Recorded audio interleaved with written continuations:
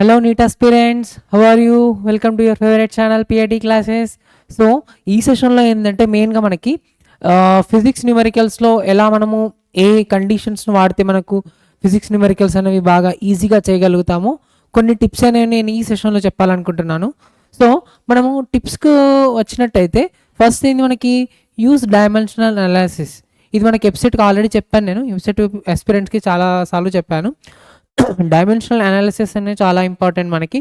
So నీట్లో కూడా మెయిన్గా ఎందుకంటే బైబీ స్టూడెంట్స్కి మ్యాథ్స్ అనేది చాలా హార్డ్గా అనిపిస్తుంది కాబట్టి సో ఇక్కడ డైమెన్షనల్ అనాలిసిస్ అనేది కొద్దిగా మనకి బేసిక్ మ్యాథమెటిక్స్తో అటాచ్ అయి ఉంటుంది కాబట్టి సో డైమెన్షనల్ అనాలిసిస్ అనేది బాగా చూసుకోవాలి. సో దాంట్లో పాయింట్ చూసుకుంటే మనం ఏంది ఫస్ట్ మనం to check the equation is dimensionally correct or eliminate the wrong option in MCQs. So మనము ఎందుకు యూజ్ చేస్తున్నాం డైమెన్షనల్ అనాలిసిస్ని అంటే కరెక్ట్ ఆప్షన్ ఉందా లేదా అది ఎలా తెలుసుకుంటాం మనము డైమెన్షనల్ అనాలిసిస్ యూజ్ చేసి అది ఏ విధంగా ఉపయోగపడుతుంది మనకి ఒక ఫార్ములా అనేది కరెక్టో కాదో అని చెప్తుంది. సపోజ్ నేను ఎగ్జాంపుల్ తీసుకుంటే ఎఫ్ ఈజ్ ఈక్వల్స్ టు ఎంఏలో సో ఎఫ్కి ఎంత ఉంటుంది మనకి dimensional formula ML to the power of 1 T to the power of -2 ఉంటుందిగా. సో ఈ ఎంఏ కూడా మనకి m to the power of 1 l to the power of 1 t to the power of -2 కావాలి. సో ఇలా మనం చెక్ చేసుకోవడానికి dimensional analysis అనేది ఉపయోగపడుతుంది.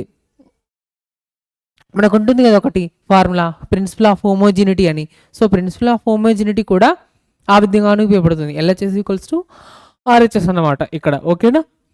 And LHS equals to RHS అవుతేనే ఆ ఇచ్చిన ఫార్ములా గనక కరెక్ట్ అని అర్థం, ఓకేనా. సో ఇది మనకు డైమెన్షనల్ ఫార్ములా అనమాట.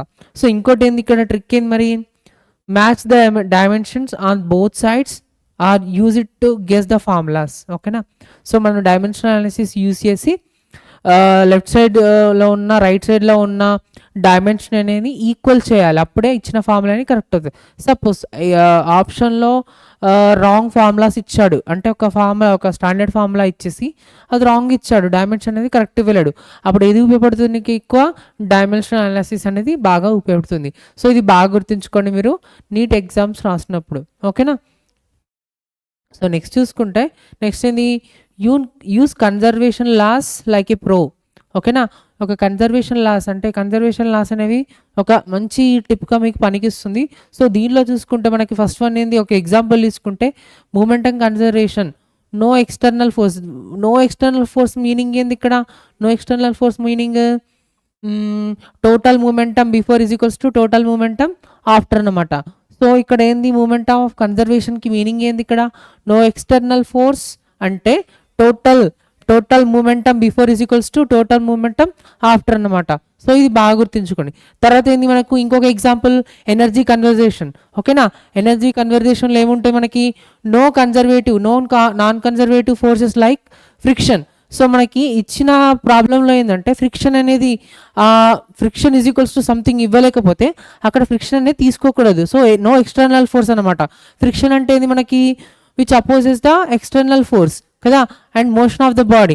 కాబట్టి ఫ్రిక్షన్ అనేది ఒక ఫోర్స్ ఇవ్వకపోతే అక్కడ ఫ్రిక్షన్ అనేది నువ్వు కన్సిడర్ చేయకూడదు, ఓకేనా. సో ఇలా మనము ఈ ఫ్రిక్షన్ అనేది నెగ్లెక్ట్ చేయాలి. సో అది ఎక్కడి కిందికి వస్తుంది దేని కిందికి వస్తుంది మనకి ఎనర్జీ కన్జర్వేషన్ కిందికి వస్తుంది. సో ఇక్కడ ఏంది మళ్ళీ ఇంకోసారి రిపీట్ చేస్తున్నాను నేను. So no non conservative forces like frictions total mechanical energy state constant. మనకి ఏ ఎక్స్టర్నల్ ఫోర్స్ అప్లై అవ్వకపోతే ఏమవుతుంది అక్కడ ఇచ్చిన ఎనర్జీ ఇచ్చిన ఫోర్స్ అనేది కాన్స్టాంట్గా ఉంటుంది. సో ఇది బాగా గుర్తుంచుకోండి.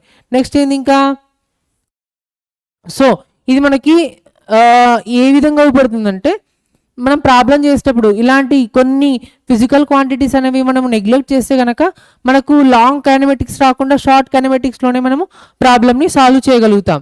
సో ఇది బాగా గుర్తుంచుకోండి. ఇంకోటి చూసుకుందాం మనం. సో నెక్స్ట్ లాస్ట్ వన్ చూద్దాం. ఇంకో చిన్న టిప్ తీసుకుందాం, చాలా సింపుల్ టిప్ అన్నమాట ఇది. చూడండి కీప్ యూనిట్ కన్సిస్టెన్స్, ఓకేనా. ఆ యూనిట్ కన్సిస్టెన్స్ అనేది చాలా మెయింటైన్ చేయాలి, అప్పుడే మీకు అనేది అంటే ఫైనల్ ఆన్సర్ మనకి ఇచ్చిన ఆప్షన్లో సపోజ్ న్యూటన్స్లో కనుక్కోమంటున్నాడు, ఆర్ మీటర్లో కనుక్కోమంటున్నాడు, ఆర్ సెంటీమీటర్లో కనుక్కోమంటున్నాడు, ఆర్ మిల్లీమీటర్లో కనుక్కోమంటున్నాడు, ఆర్ మైక్రోమీటర్లో కనుక్కోమంటున్నాడు. సో ఇలా ఇచ్చినప్పుడు యూనిట్ కన్జర్వేషన్ అనేది కన్సిస్టెంట్గా ఉండాలి, అప్పుడే నీకు ఆన్సర్ అనేది కరెక్ట్ యూనిట్స్లో వస్తుంది.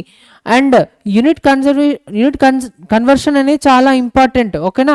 సో వాడు దేంట్లో అడుగుతాం దానికి మనకి కన్వర్ట్ చేసుకోవాల్సిందే ఇచ్చిన ఫిజికల్ క్వాంటిటీస్ని, ఓకేనా. సో ఇక్కడ ఫస్ట్ మనం తీసుకుంటే ఏంది, don't mix centimetres with metres or seconds with minutes అన్నమాట. సో ఇలా మనకి ఎగ్జాంపుల్ తీసుకుంటే సెంటీమీటర్స్ని మీటర్స్ని మనము మిక్స్ చేయకూడదు, అలాగే సెకండ్స్ అండ్ మినిట్స్ని కూడా మిక్స్ చేయకూడదు. అప్పుడు ఏంటంటే కన్సిస్టెంట్గా మనకు ఉండే అన్నమాట, ఆ యూనిట్స్ అనేవి కన్సిస్టెంట్గా ఉండవు, ఓకేనా. సో అది బాగా గుర్తుంచుకోండి మీరు. నెక్స్ట్ ఏం చూసుకుందాం, always convert before the plugging in to the formulas, ఓకేనా. సో నేను చెప్పాను ఇప్పుడే. సో ఇప్పుడు ఆన్సర్ అనేది మైక్రోమీటర్, మిల్లీమీటర్, సెంటీమీటర్, మీటర్, కేజీలో అడిగినప్పుడు బిఫోరే మీరు యూనిట్ కన్వర్జేషన్ అనేది చేసుకోవాలి, అప్పుడు మీకు కన్ఫ్యూజ్ అవ్వకుండా ఉంటుంది. సో ఈ పాయింట్ తీసుకుంటే మనకి యూనిట్ కన్వర్జేషన్ అనేది బిగినింగ్ ఆఫ్ ప్రాబ్లమ్ సాల్వింగే మీరు చేయాలి, అప్పుడే మీకు బాగా ఉంటుంది. సో ఇవి మనకి best 3 simple and tips for doing the NEET numericals in physics, ఓకేనా. సో ఇవి బాగా గుర్తుంచుకోండి. నేను ఇంకొకసారి రిపీట్ చేస్తున్నాను చూడండి. ఫస్ట్ ఏంటి మనకి యూనిట్ డైమెన్షనల్ అనాలిసిస్ అనేది బాగా మెయింటైన్ చేయాలి. తర్వాత ఏంటి మనకి కన్జర్వేషన్ లాస్ అనేవి బాగా మెయింటైన్ చేయాలి, కన్జర్వేషన్ లాస్ అనేవి అప్లై చేయాలి, ఓకేనా, ప్రతి ప్రాబ్లం పైన. నెక్స్ట్ ఏంటి ఇంకా లాస్ట్ చూసుకుంటే కీప్ యూనిట్ కన్సిస్టెన్స్. ఇది 3 బాగా మీరు గుర్తుంచుకోండి. ఇంకా కొన్ని టిప్స్తో మీ ముందుకు వస్తాను. So all the best for your NEET exam, బాగా ప్రిపేర్ అవ్వండి. So all the best students, God bless you.